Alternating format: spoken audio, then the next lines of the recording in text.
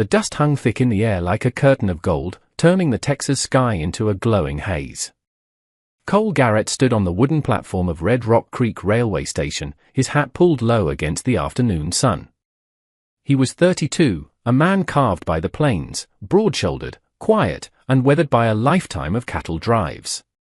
Years of sleeping under stars and waking to coyote cries had left his skin as tough as rawhide. But today, the steady cowboy felt a nervous dread he hadn't known in a long while. He wasn't waiting for a cattle shipment or a ranch hand. He was waiting for a wife, a woman he'd never met, procured through a drunken joke that had gone entirely too far.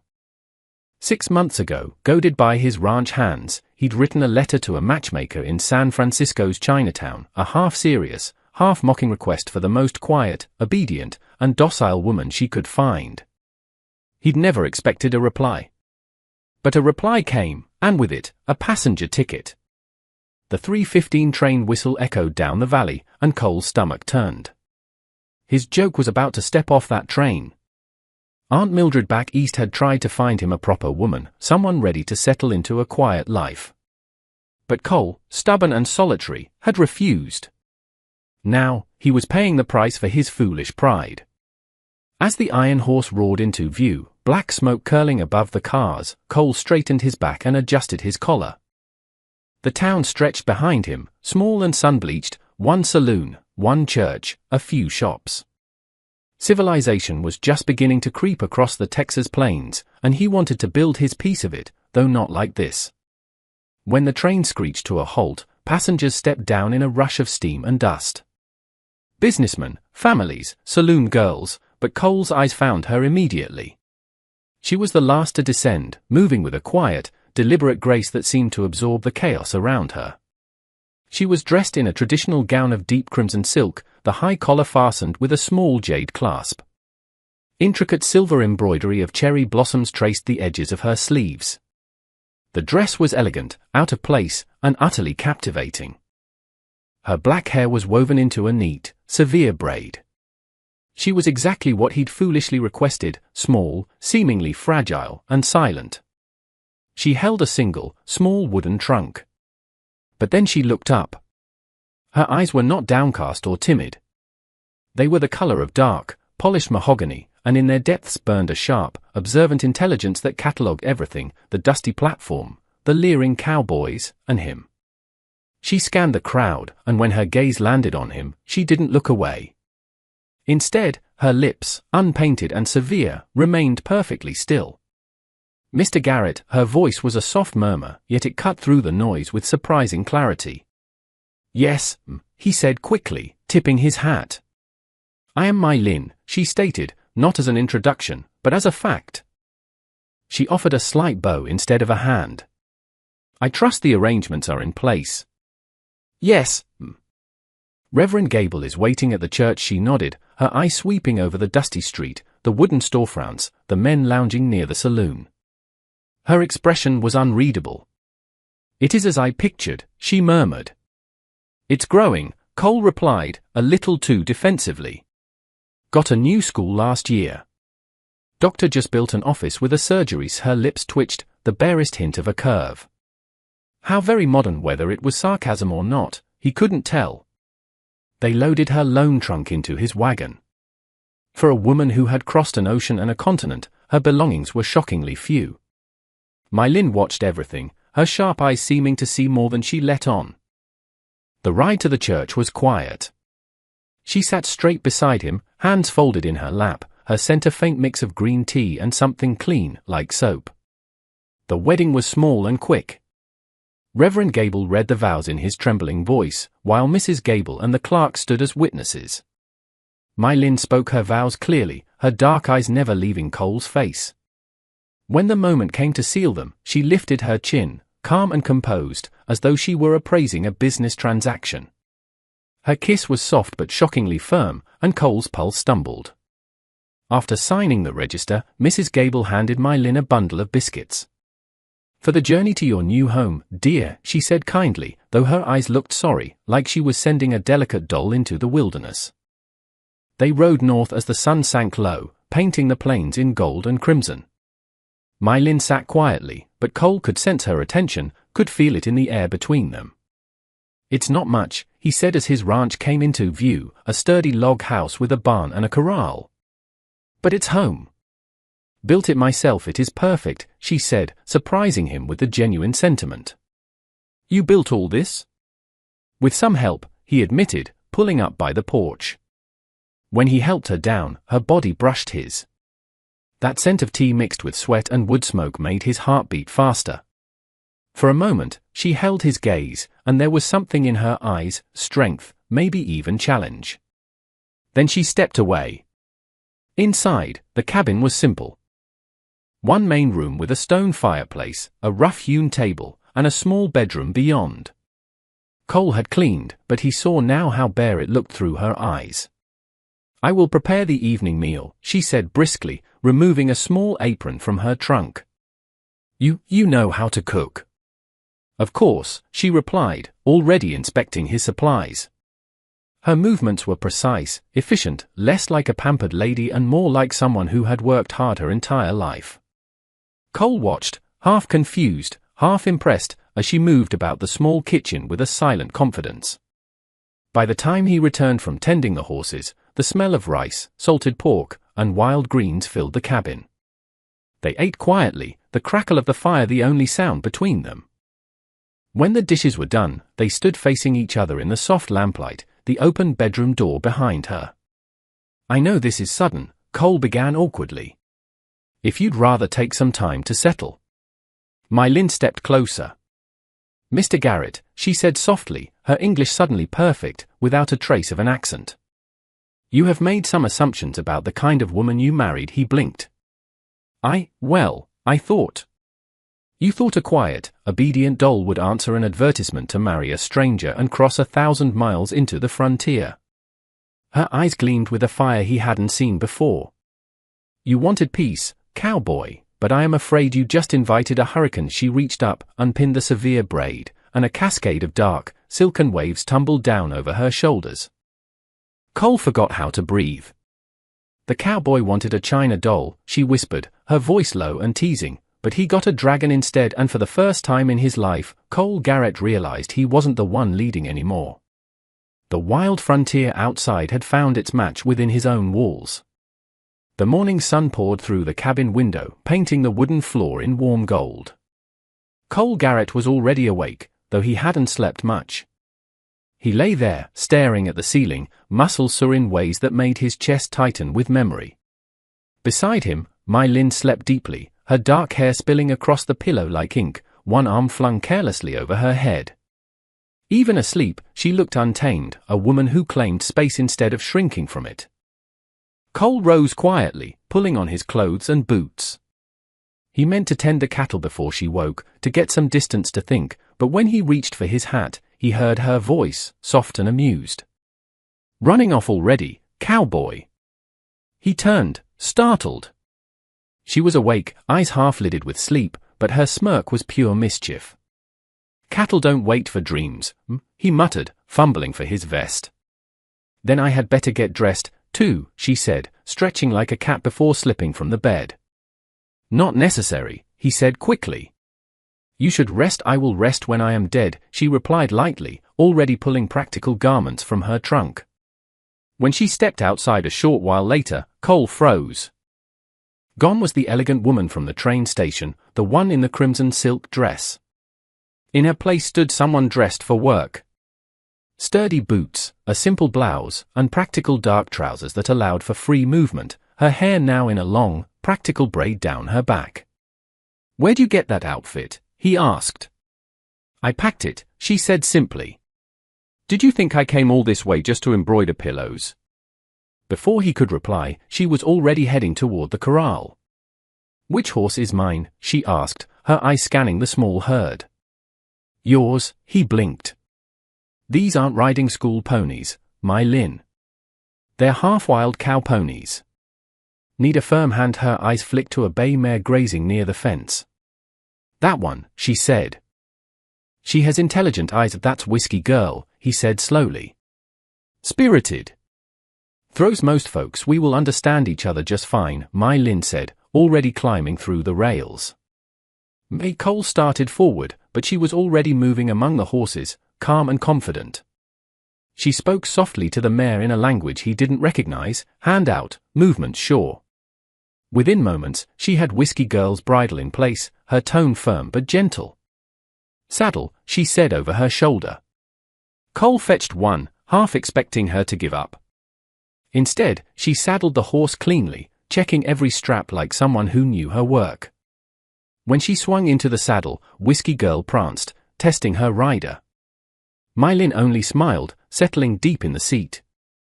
"Well," she called, "are you coming, or shall I check your herd myself?" He couldn't help it.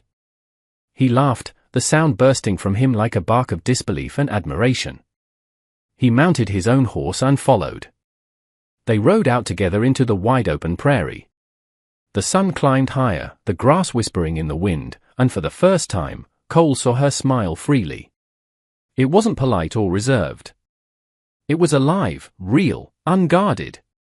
"You ride well," he admitted. "My father raised horses on the grasslands of the north," she said. "I spent my youth training colts when the men were not looking. Your family let you do that." "They did not know," she said, grinning. "If they had, they would have locked me in the house." They spent the morning checking cattle, Mylin sharp-eyed and quick to learn. When they found a cow limping, Cole explained about a wound that needed treating. Before he could rope her, Mylin snatched the coil from his saddle. "Allow me," she said. "Now hold on." Too late. The rope sailed out. It wasn't perfect, catching the horns instead of the neck, but it held. Cole stared. "Where in the devil did you learn that?" "Practice," she said, eyes glinting. By noon, she was covered in dust, her cheeks flushed, her smile bright. Cole watched her with something between pride and awe. This wasn't the woman he'd expected. She wasn't fragile. She wasn't quiet. She was alive in a way that stirred something deep inside him. But the town didn't see her that way. A few days later, while riding back from the pasture, they passed the neighboring Hendricks ranch. Clara May Hendricks was hanging laundry, her children playing in the dust. Her eyes went wide at the sight of Mylin riding astride like a man, her braid flying. "Morning, Clara May," Cole called. "Cole," she replied stiffly, her eyes locked on Mylin with open hostility. "Mrs. Garrett, please, call me Mylin," she said warmly. "You have beautiful children, thank you," Clara May said coldly. "I'm sure you'll be blessed with your own soon enough. Then you'll have appropriate things to occupy your time." Mylin's back straightened, but her tone stayed pleasant. "How fortunate we all get to decide what is appropriate for ourselves." They rode on, leaving Clara May gaping behind. "People will talk," Cole warned. "Let them," Mylin said fiercely. "I did not come here to live in a cage, even if it is a pretty one." And she didn't. Every day she proved herself tougher than the land itself. She worked beside him, mended fences, fed cattle, cooked meals, and still somehow kept her grace. By night they argued, laughed, and loved with a fire that burned brighter than the hearth. But storms don't always come from the sky. By late June, the drought arrived. The land cracked open, the creek dried to dust, and hope thinned like smoke. Cole stood on the porch, watching the shimmering horizon. "How long since rain?" Mylin asked, handing him a tin cup of water. 6 weeks, he said. "Maybe 7." She studied him, saw the worry he tried to hide. "We will manage." But managing turned into surviving. Every day they hauled barrels from the river 5 miles away. Mylin refused to stay home, working beside him under the burning sun, sweat soaking her clothes. The other wives whispered in town, called her unnatural, unladylike, but she didn't care. When Reverend Gable's wife said loudly one morning that a woman like that will bring ruin on her husband, Cole surprised himself. "Fortunate, then," he said, his voice ringing through the general store, "that I married a woman who doesn't scare easier." Mylin smiled at him, and even in that brutal heat, it felt like a cool breeze across his heart. By August, the drought broke everything but them. The cattle thinned, the land turned to powder. One evening, Cole found My Lin sitting by the empty creek bed, tears streaking her dust-covered face. "It is too hard," she whispered. "That calf this morning," she looked at me like she knew. He sat beside her quietly. "You could go back to San Francisco," he said gently. "No one would blame you." She turned on him, eyes blazing through the tears. "Is that what you want?" "No," he said, his voice rough. "That's not what I want." "Then do not insult me by thinking I am too weak for this life," she snapped, then softer. "I chose this. I chose you." He smiled faintly. "You sure did." That night they made plans, real plans, to sell part of the herd, to dig deeper wells, to do whatever it took. When a wealthy rancher named Silas Croft rode in, offering to buy them out for cheap, My Lin stood her ground. "We will die on this land before we sell to a man like you," she told him, her voice like ice. Croft's smile turned cruel. "We'll see about that." That night, the wind began to howl, tearing across the prairie, carrying dust and despair. Cole stood at the window, watching My Lin move about the house, her jaw set, her eyes bright with defiance even as the world outside tried to bury them. And he realized something with a sudden, deep certainty. He hadn't just married a wife. He'd married the storm. The dust storm lasted 3 days. It swallowed the horizon, turning day to dusk and breath to grit. Cole and My Lin sealed the windows with wet rags, huddling inside as the wind screamed like 1,000 ghosts outside their little home. The cattle bawled miserably in the barn, and every board of the house groaned under the storm's fury. When it finally broke, the world outside lay buried beneath a new layer of ash-colored dust, and 2 more cows were dead. Cole stood over the bodies at dawn, hollow-eyed. "Maybe Croft's right," he muttered. "Maybe it's time to sell." My Lin stood beside him, her face streaked with soot, her braid undone, but her spirit unbroken. "We are not giving up," she said fiercely. "Not now, not ever." My Lin, be reasonable. "We can't fight the weather, then we fight how we respond to it," she shot back, gripping his arm. "You built this place with your hands. We will hold it with our hearts." Her fire rekindled his own. Together they dug trenches, hauled water, and patched fences. And then one night, thunder rumbled over the dry plains. My Lin stepped onto the porch, her face tilted to the wind. The air smelled of rain. "Is that?" Cole began. A single drop hit her cheek. Then another, and then the heavens opened. Rain came down in sheets, washing away the dust, soaking their clothes until they laughed and cried all at once. She threw her arms around him, rain and tears mixing on her face. "See," she gasped. "We just had to outlast it." The drought wasn't over, but something inside them had changed. They'd proven they could survive the worst together. Months later, autumn came with golden grass and cooler winds. One morning, My Lin walked into the barn where Cole was mending a bridle. Her hands trembled slightly, but her voice was calm. "Cole," she said. "We need to talk." He straightened instantly. "What's wrong?" "I am going to have a child." For a long moment, he just stared. Then he sat heavily on a hay bale, his throat tight. "A baby," he whispered. "Ours," she said, smiling through tears. He laughed, half choked, half in awe. Then worry crept in. "You can't keep working the way you do, My Lin. It's not safe." Her eyes flashed. "I am not made of glass. I will be careful, but I will not stop living." Cole sighed. "You've got a wild streak that could break 10 horses." She grinned. "Then it is a good thing you are a cowboy." As winter came, the news spread through Red Rock Creek. Some townsfolk whispered that motherhood might finally settle My Lin Garrett. Others said she'd learned her lesson from the drought. They didn't know her at all. My Lin worked as long as she could, mending tack, helping with light chores, always refusing to be idle. Cole worried every moment, but he admired her more with each passing day. Then one February night, the blizzard struck. Cole woke to the house shaking, wind howling like a living thing. Beside him, My Lin tensed, gripping his hand. "Just the wind," he said, but she shook her head. "Cole," she gasped. "It is time." The words hit him harder than any storm. No, it's early. Pain tightened her features. Tell that to the baby. He looked out the window. The world was white, roaring, impassable. No horse could survive that ride to town. I can't get the doctor, he said helplessly. Her eyes met his, steady despite the pain.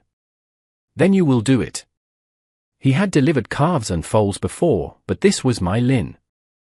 His my Lin. His hands trembled as he boiled water, tore sheets, did everything he could remember from a lifetime of ranch work and instinct. Hours passed. The storm screamed outside while my Lin fought her own inside. She was fierce, unyielding, even as exhaustion dragged her down. I cannot, she whispered once, eyes glassy. Yes, you can, he said, wiping her brow. You've survived worse, my Lin. You survived me. She gave a breathless laugh before another contraction tore through her. When it ended, she looked at him, her voice faint.